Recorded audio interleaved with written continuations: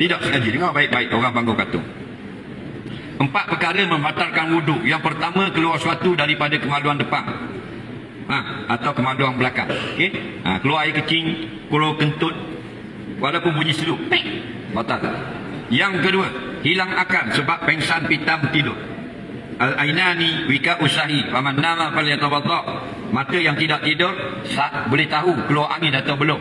Jika siapa yang sudah tidur lena, hendaklah diambil wuduk, jelas. Yang ketiga, iaitu memegang kemaluan dengan tapak tangan. Belakang tangan tak batal. Ni kemaluan contoh. Pegang gini tak batal. Yang batal ni pegang gini. Okey? Jadi kalau kemaluan dia gatal. Faham gatal? Dia garu dengan belakang. Seminggu lebih. Tak batal. Tapi nelah. Seminggu lebih. Tak batal. Faham? Pegang dengan tapak tangan. Okey? Pegang yang ribet. Pistol tu. Peluru tak batal. Pistol.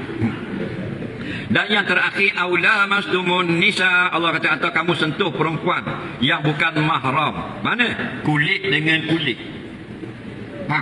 Lain pada kulit tak batal. Contohnya rambut tak batal. Kita nak pergi semayang dah, makam Allah tu bila Tok Siap pun nak turun pergi semayang. Bini Tok Siap kata, abang je buat ekor kuda, mari buat ekor babi dah. Ekor babi dipanggil pigtail, mana pendek lah. Ekor kuda tu panjang. Okey, laki Tok Siap pun ambil rambut, wak, siap. Batal tak? Tak batal pasal rambut. Bulu kening tak batal. Janggut tak batal. Lagi yang tidak batal, kuku. Sentuh kuku bini tak batal. Okey? Lagi yang tak batal, tulang. Kita sentuh tulang bini kita. Kita nak pergi dapur, bini kita nak tubik. Kita teratuk tulang dia di siku kita. Tulang kat mana?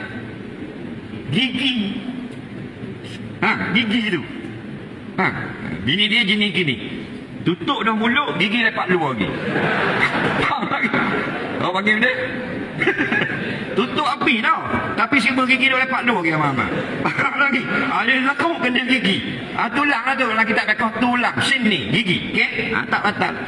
Tapi kalau musuh ni kulit dengan kulit tak berlapis. Kita tengah semayang, bini kita pergi sepak tapak kaki kita. Batal. Kenapa? Bila batal wuduk, tidak ada syarat.